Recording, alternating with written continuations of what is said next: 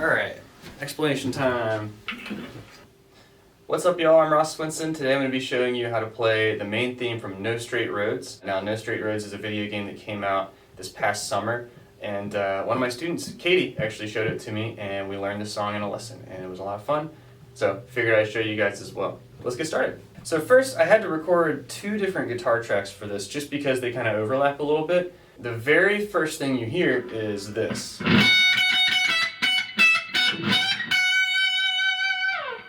And that's one guitar track, just doing that. That happens a few times throughout the song.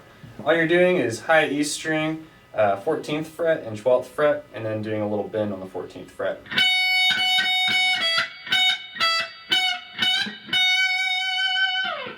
And then I'm kind of doing like a little muted sweep to give that first note some more impact.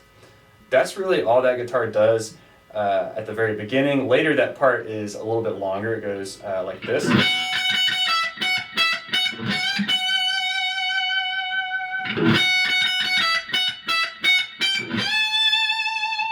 And then it just does that twice. So that was... So you just go up to the 15th fret and then bend it, all on the E string. So for the next part, you're going to start out... This is actually probably the hardest part. It's really repetitive, but just to get it on rhythm is kind of difficult, and to strum the chord afterwards is a little bit tough too. I tried this a couple of different ways, and this way sounded the most like the song to me. So there's a couple of different ways you could do it.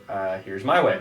So you do the 7th fret on the G string and the 5th fret on the B string at the same time.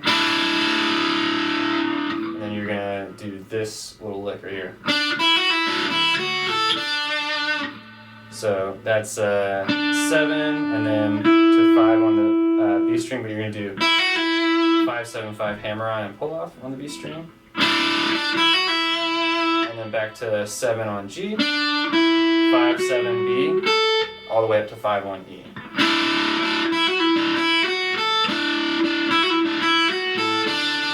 And then after you do that twice, you just do this repetitively. And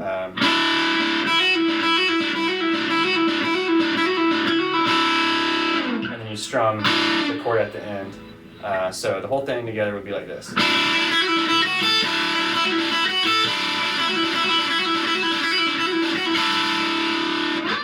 And you can actually hear in the recording it does like a little slide up, which is pretty cool. So that's it for that part.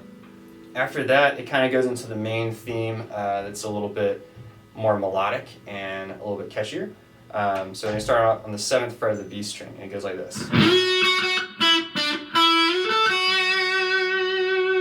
So that's just 7, 7, and then 5, 7 on G, 5, and then I'm sliding up to 7 on B, and then 10, back to 7. Most of the song is in D, but then this next part is actually in D minor, or you could say like B flat, Lydian, or major, or whatever you want to call it. Anyways, it goes down to the 6th fret to an F, and then, so that's supposed to be 6, 8, 10, 5 on the B string, 5 pull off to 0 on G, and 7 on D. And then back to 6 on B. Do that thing again. And then back to D major. So that's 5, 6, 8, and then 7 on, all on the B string right there. So that's really the main melodic part right there. So for the next part, they just go into another really quick lick right here. So it's so this is still on just the B and G strings, doing 7, 8, 7, hammer on and pull off on B, and then 9 G and 7 on B.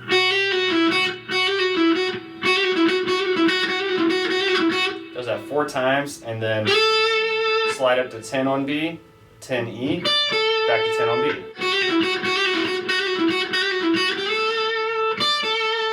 This is my favorite part right here. It goes back to D minor, but it's kind of like a B major 7, B flat major 7 arpeggio.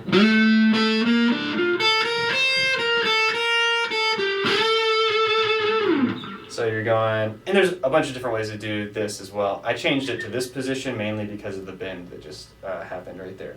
12th fret on A, and then 13th fret on A, 12D, 10G, and then 10 on B. That's just a B flat major 7. And then 11, 13 on B, 11, 10, 11 on B, and then 10 on B, 12 on G, back to 10 on B. So actually, you don't go back up to 10. I'm sorry. So you don't go back to the B string. That's where that bend happens. And it's a double stop. You're bending the 12th fret of the G string and playing the 10th fret of the B string unbent at the same time. So that's bending the 12 back to its normal state, and then doing a little half bend up and down real quick on the 11th fret.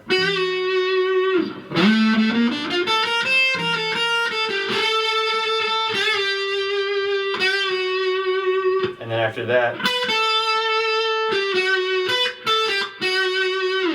so that's 12, 10 on B, and then actually I'm going to do the half bend on 11 again instead of doing 12 on G. So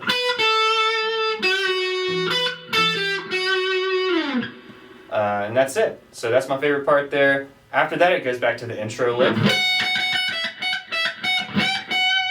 And then there's some in-between licks right here that the first guitar does, which is starting right here in D major.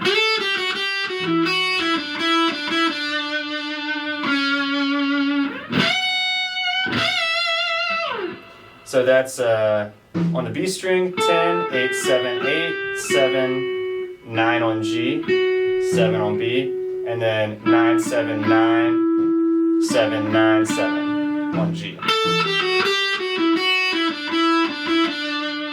And then 6 on G, and then up to 17 on B, doing a full bend and back down. And then you kind of wait for that first guitar part or second guitar part to do its thing again, and you come in with this.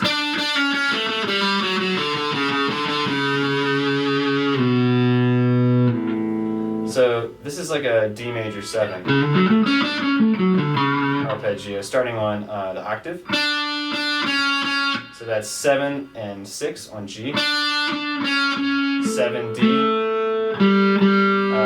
5D, 4D, 5, 4, 5, 4 on A. And I'm picking each one of those twice. And then I just kind of slid down here so it didn't just abruptly end. I'm just sliding it 2 and then pulling off really quietly to 0. So that's that lick right there. The next part is just a power chord, arpeggiated really. I guess this is an A power chord. So that's 7D, 9G, and 10 on B.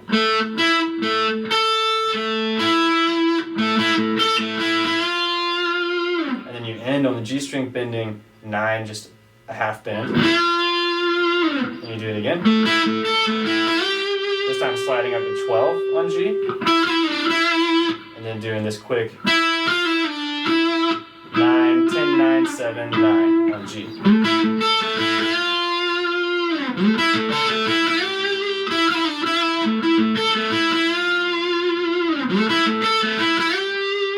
So you basically do that whole thing twice, just ending on the 12th fret of the G string the second time.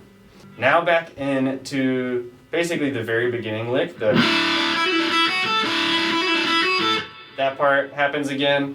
You have a pause, go back into the main melody. Then you add like a little call and response thing happening there. So that's like a D major 7 figure. That's 9, 10, 9 on E, and then 10, 12, 10 on B. So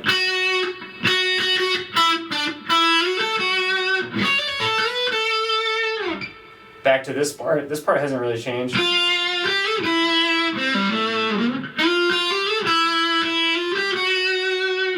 I forgot about this last time. Well, the first time this happens, it goes. Does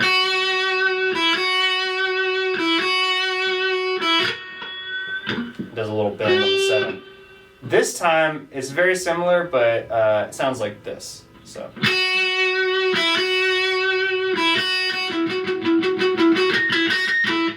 Just those 2 notes, but just picking them a little bit quicker at the end and kind of building into doing some pinch harmonics there at the end. And then from there it goes right back into the.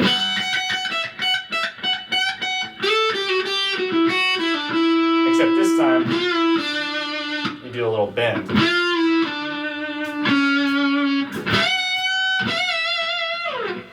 Wait.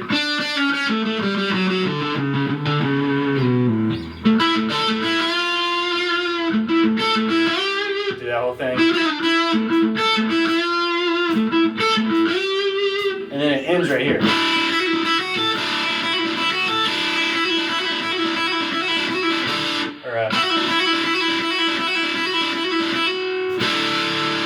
And it just ends on that chord right there. You can leave an open D string in there too, because it's kind of a D power chord as well. So that's pretty much it for this song. Let us know in the comments what we should do next. Don't forget to like and subscribe, and I'll see you in the next one.